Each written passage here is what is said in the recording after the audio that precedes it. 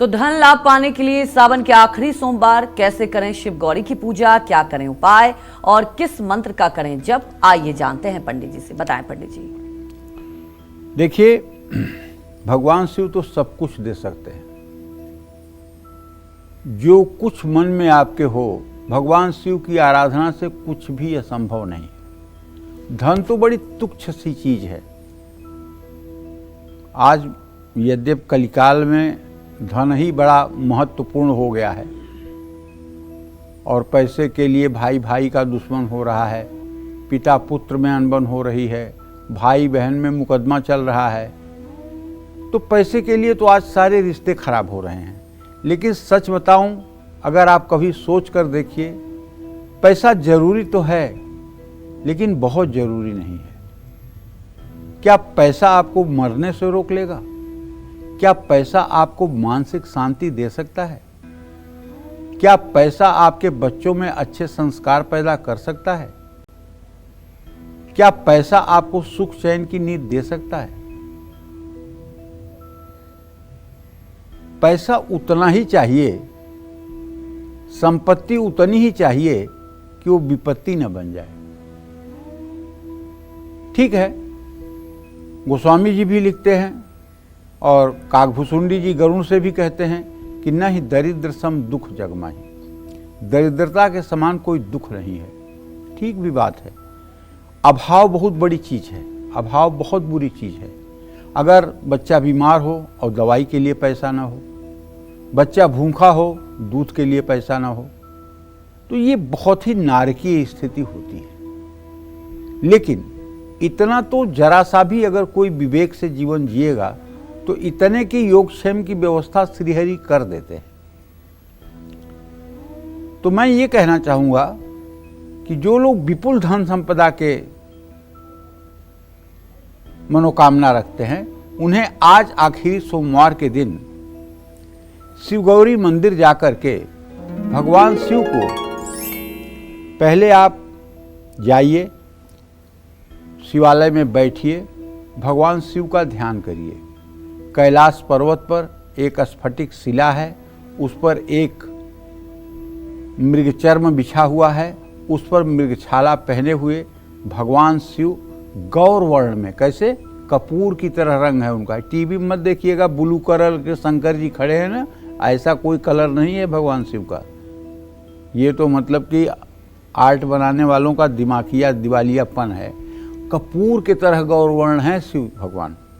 जैसे कपूर का रंग होता है, ऐसे भगवान शिव गौर वर्ण के हैं और वो वहाँ समाधि लगाए बैठे हुए हैं। उनके बगल में जगत जननी जगदम्बा माँ पार्वती खड़ी हैं। कोटि कोटि काम को मतलब लज्जित कर रही हैं। उनकी ऐसी शोभा दीप्यमान है कैलाश पर।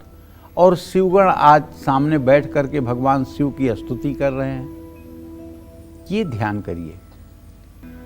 ध्यान करने के बाद तब शिवलिंग पर सबसे पहले जल, फिर दूध, फिर गन्ने का रस, फिर शहद, फिर घी, फिर दही, इन सब चीज़ों से अभिषेक करिए। और मैंने बताया है कि आप अपने मोबाइल में YouTube में रुद्र सूक्त चालू कर लीजिए। रुद्र सूक्त के 16 मंत्र चलने लगेंगे। ओम नमस्ते रुद्रमन्यवः उतोतं ईसवे नमः, बाहुभ्याम मूतते नमः, याते शिवा तनूरुघोरा पापकाशिनी। तो इस तरह से जब 16 मंत्र चलने लगेंगे और आप भगवान शिव की पूरे तन्मयता के साथ पूजा करेंगे, वाह, परम आनंद आ जाएगा। और इसके बाद में शुद्ध जल से शिवलिंग को धो करके एक जनेऊ, रुद्राक्ष की माला, भस्म, विभूति, सफ़ेद वस्त्र आप उनको समर्पित करें। और इसके बाद सफ़ेद फूलों की माला, बेलपत्र, कमल के फूल, धतूरे के फूल, धतूरे के फल भगवान शिव के शिवलिंग पर आप चढ़ाएं। इसके बाद सुंदर धूप पीतल की कटोरी में जला करके और उसे भगवान शिव को दिखाएं और घी का दिया जलाएं। पीतल के दिए में घी का दिया जलाएं। और उसके बाद एक थाली में नैवेद्य के लिए जो भी वस्तु आपके पास है, फल, फूल, ड्राई फ्रूट, ये सब जो वस्तुएं हैं, भगवान शिव को थोड़ी सी पिसी हुई भांग के साथ अर्पित करें। और उसके बाद एक चांदी की गिलास में भगवान शिव के लिए जल रखें और एक पान का बीड़ा कली लौंग की चुभो करके भगवान शिव को अर्पित करें। और उसके बाद हो सके तो शिव तांडव स्तोत्र का पाठ करें। जटाटवी गल ज्वल प्रवाह पावित स्थले गले वलंबिताम भुजंग तुंग मालिकाम डम डम डम डम निनाद वड्डमर्वयम चकार चंड तांडवम तनोतु नः शिव शिवम जटाकटाह संभ्रम भ्रम निलिम्प निर्झरी बिलोल बीच वल्लरी विराजमान मूर्धनि धग धग धग ज्वल ललाट पट्ट पावके किशोर चंद्रशेखरे रति प्रतिक्षणम मम। कहने का आशय यह है, जो शिवतांडव का स्तोत्र है, इस पूरे स्तोत्र को कहते हुए दोनों हाथों में पुष्प ले करके और बेलपत्र ले करके, कमल का फूल ले करके और शिवलिंग पर आप ऐसे मंत्रांजलि, अपनी अंजलि जो है हाथों की ऐसे शिवलिंग पर गिरा दीजिए। ये मंत्र पुष्पांजलि कही जाती है। और उसके बाद 5 बत्तियों वाले दिए से भगवान शिव की आरती करिए। आरती करने के बाद उस आरती को आप भी ग्रहण करिए और उसके बाद भगवान शिव को साष्टांग प्रणाम करिए। पूजा में जो कुछ भी गलती हुई हो उसके लिए क्षमा मांगिए। माँ गौरी को कुमकुम का तिलक लगाइए। कलावे में 9 गांठ लगाकर शिव गौरी के सामने रखिए। घी के 5 दिए जलाइए। माँ गौरी को लाल रंग की चुनरी चढ़ाइए। बूंदी के लड्डू बनाकर भोग लगाइए और ओम नमः शिवाय का अनवरत मंत्र जप करते रहिए।